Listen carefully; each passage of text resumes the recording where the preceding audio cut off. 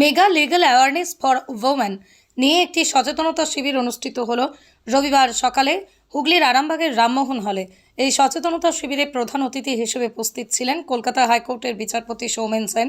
অনুষ্ঠানের সূচনা হয় মাঙ্গলিক প্রদীপ প্রজ্বলনের মধ্য দিয়ে, পাশাপাশি চলে বরণ পর্ব। ছিলেন হুগলির জেলাশাসক মুক্তা আর্য, হুগলি জেলার অতিরিক্ত পুলিশ সুপার কৃষাণু রায়, আরামবাগের এসডিপিও সুপ্রভাত চক্রবর্তী, থানার আইসি রাকেশ সিং সহ জেলা ও মহকুমা আদালতের বিশিষ্ট বিচারপতি, আইনজীবীরা। সচেতনতার শিবির থেকে ছাত্রছাত্রী সংবর্ধনা দেওয়া হয়।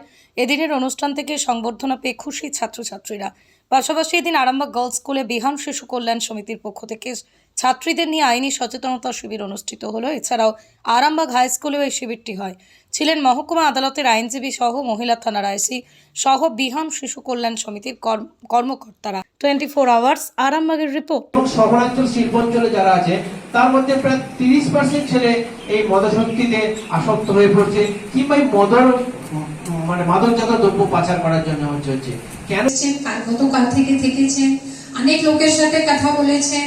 এইখানে অত ধৈর্যনীয় নিয়ে এক একটা ছোট ছোট জিনিস নিয়ে কার কি হতে পারে, এখানে কারা আছে, কাকে কি পেয়েছেন কি না, এত খোঁজ দিচ্ছেন, তাতে বোঝা যাচ্ছে কি এটা this topic is very close to his heart. আর আজকে যে কারণে স্যার এসেছেন, আমরা আমাদের জানি আমাদের স্টেট গভর্নমেন্টের অনেকগুলি স্কিম আছে যেটাকে নিয়ে, আর specially women empowerment, women child empowerment দপ্তর থেকে অনেকগুলি স্কিমস আছে। আইনি সচেতনতা ছড়িয়ে দেওয়ার কাজ করে চলেছে। কিছু আমি বলছি, নারী ও শিশু পাচার রোধে জেলার বিভিন্ন স্তরে নিয়মিত প্রচার।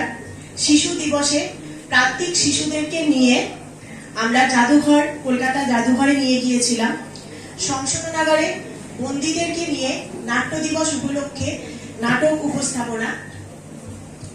বা কিছু একটা অপরাধ হয়ে যাবে তারপরেই আমাদেরকে অ্যাকশন নিতে হবে সেটা নয়। আমরা কিছু কিছু জিনিস কিন্তু সেই অন্যায় বা অপরাধটা হওয়ার আগেই আমাদেরকে সচেতন হয়ে সেটাকে বন্ধ করতে হবে। কি করে করা যায় তোমরা সবাই জানো। আমি কয়েকটা কথা বলবো। ধরো প্রথমেই একটা বেসিক কথা বলি, মেয়েদের বিয়ের বয়স কত?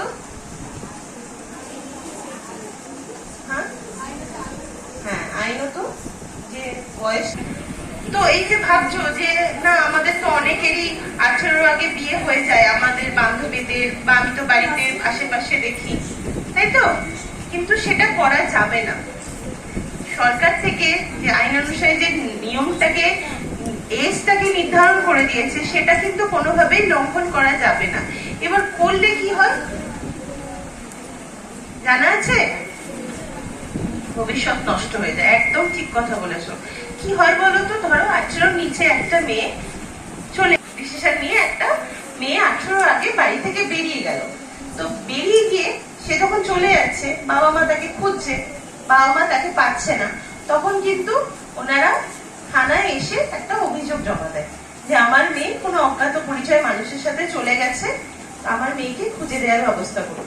তখন কিন্তু আরামবাগের সরকারি অনুমোদনপ্রাপ্ত স্বেচ্ছাসেবী সংস্থা বিহান শিশু কল্যাণ সমিতির উদ্যোগে 3টে ক্যাম্প আয়োজন করা হয়েছে। 2টো আরামবাগ গার্লস হাই স্কুলে এবং একটা আরামবাগ হাই স্কুলে। আমাদের উদ্দেশ্য একটাই, বর্তমান পরিস্থিতিতে 0 থেকে 18 বছর বয়স পর্যন্ত যে সমস্ত শিশুরা আছে তাদেরকে সব রকম যে অন্যায় অত্যাচার হচ্ছে তাদের উপর, তার থেকে তাদেরকে একটা সচেতনতা প্রদান করে তাদেরকে সুরক্ষা দেওয়া। এবং এই যে আইনি সচেতনতা শিবির হচ্ছে, এই শিবিরে অংশগ্রহণ করেছেন বেশ কিছু অভিজ্ঞ লার্নেড অ্যাডভোকেট বাবুরা, লার্নেড পাবলিক প্রসিকিউটর সাহেবরা, লার্নেড স্পেশাল পাবলিক প্রসিকিউটর সাহেবরা এবং লার্নেড লেডি অ্যাডভোকেট ম্যাডামরা। আর কে কে উপস্থিত আছে? এছাড়াও আরামবাগ থানার থেকে, আরামবাগ মহিলা থানার থেকে ম্যাডাম এসেছেন, ওখানকার যিনি অফিসার ইনচার্জ আছেন, ইন্সপেক্টর ইনচার্জ আছেন, উনি আছেন। এবং আমরা আশা করছি যে আরও বেশ কিছু মানুষজন, যেমন কিছু আমাদের জজ সাহেবদেরকেও ইনভাইট করেছি, ওনারাও হয়তো আসতে পারেন। তো শিশুদের উপযোগী প্রায় 10টা আইনের উপর শিশুদের মতো করে আমাদের প্যানেলে যে সমস্ত লার্নেড অ্যাডভোকেট বাবুরা আছেন ওনারা শিক্ষা দেবেন। এবং আমরা আশা করছি যে এই শিশুরা আজকের এই ক্যাম্পের পর অনেক কিছু বিষয় জানবে এবং তাদের উপর কোনো অন্যায় বা অত্যাচার হলে তারা মুখ খুলবে এবং আইনের সাহায্য নেবে। এর পরবর্তী চিন্তাভাবনা কি আছে?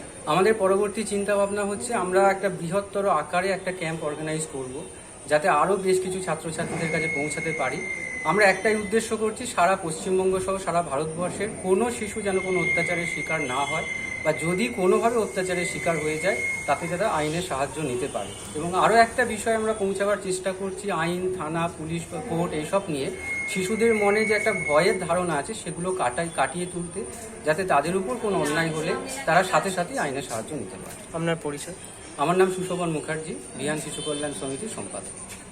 সন্তানের পরে মন বসছে না, প্রচুর পরিশ্রম করেও আপনি আশানুরূপ পারিশ্রমিক পাচ্ছেন না, যার ফলে আর্থিক সংকট আপনার জীবনে দুঃখ এবং চাপের ছায়া ফেলেছে।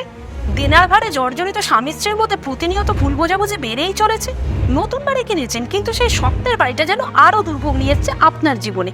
আপনি ভাবছেন সস্তায় পাওয়া বাড়িটা নেওয়াটাই কি সঠিক সিদ্ধান্ত ছিল? এমনই সব দ্বিধাদ্বন্দ্ব এবং জীবনের কঠিন মুহূর্তে আপনাকে সঠিক পথে পরিচালিত করবেন আন্তর্জাতিক খ্যাতিসম্পন্ন স্বর্ণপদক ও স্বর্ণ মুকুটপ্রাপ্ত ডক্টর অজয় শাস্ত্রী।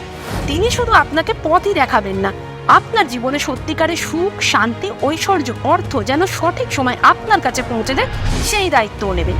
তাঁর অভিজ্ঞতা এবং জ্ঞানের আলোতে আপনার জীবন হয়ে উঠতে পারে নিরুদ্বেগ ও সমৃদ্ধির পথে ধাবমান। তাই আর দেরি নয়, স্ক্রিনে দেওয়া নাম্বারে এখনই ফোন করে ডক্টর অজয় শাস্ত্রীর সাথে যোগাযোগ করুন। কে জানেন, হয়তো একটিমাত্র ফোনই আপনার জীবনকে বদলে দিতে পারে।